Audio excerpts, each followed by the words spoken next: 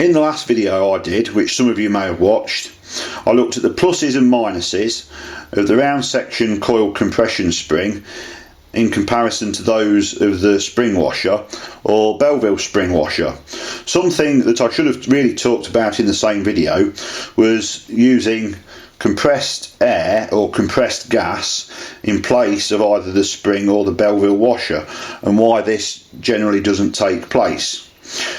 Some of you who are keen into air gunning may have thought to yourselves over the years, wouldn't it be possible for me to make myself a regulator, and instead of using the spring as the constant or adjustable power force within the regulator, why don't I make the regulator so as I can adjust the pressure from the air stored within my diver's bottle, so as I can attach a hose and gauge, plug it into the bottom of my air gun and set my regulator at the pressure I wanted.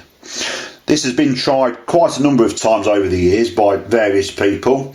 I had a go at doing it. I think one of my first regulators was an air regulator and it was a disaster. I then spoke to a number of other people who had a go at a similar thing, and they'd all also encountered big problems. The problems arise because compressed air is fairly volatile in its expansion and contraction, and even more so when it's under pressure. And so from a cold day to a hot day, the pressure within the regulator could alter quite a lot, and this would obviously alter its output and how it affected your air rifle. To give a better example of this, some of you who may be into gardening may have greenhouses, and in the greenhouses they have telescopic struts with hinges, and they're designed to open and shut your greenhouse windows at a certain temperature, so as to keep the greenhouse at a regulated temperature. So there you can see that the gas expands and contracts a great deal over a few degrees. So to try and do a bit of a demonstration as to this with air, I've got a little chamber here that's got about 4 or 5 cc, probably 6 cc of air volume inside it. Just a simple quick fill on one end and a pressure gauge on the other. And what I'm going to do is I'm going to fill this up now to 100 bar. Oops, I've got my glove caught in it. Fill this up now to 100 bar, and the temperature in here at present is, if you can see that, about 11.3 degrees. So it's 11.3 at the moment, and we'll fill it up nice and slowly. Whoops. I think that's about it. There we go.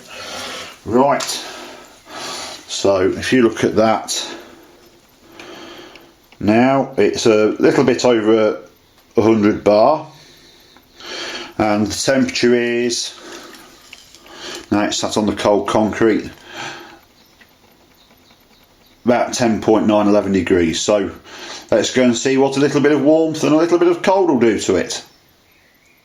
Here we are with the mock demonstration I've set up to show why air out of your diver's bottle or pump isn't used instead of a conventional coil spring or Belleville Spring Washer within your Airgun Regulator.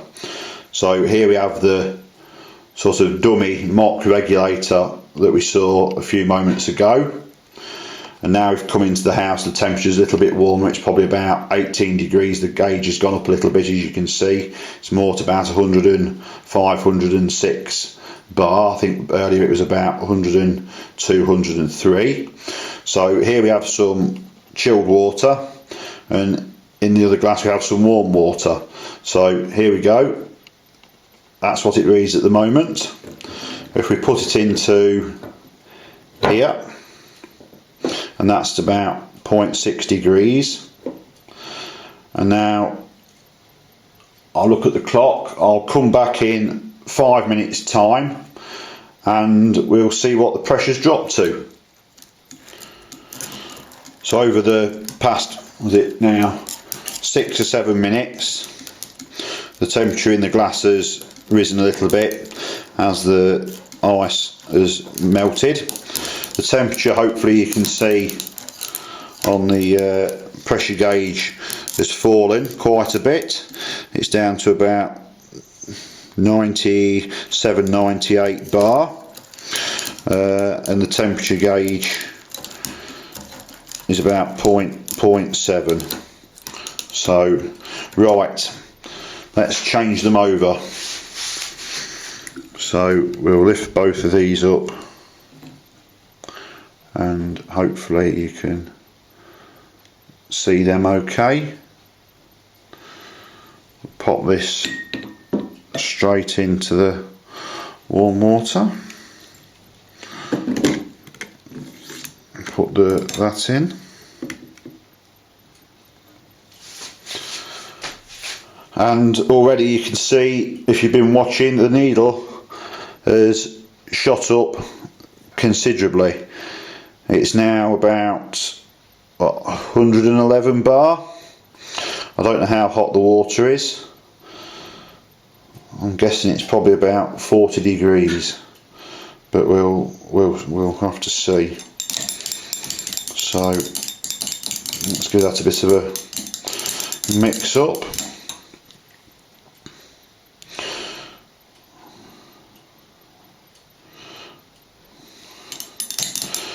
And the pressure on the gauge is now up to what, about 118.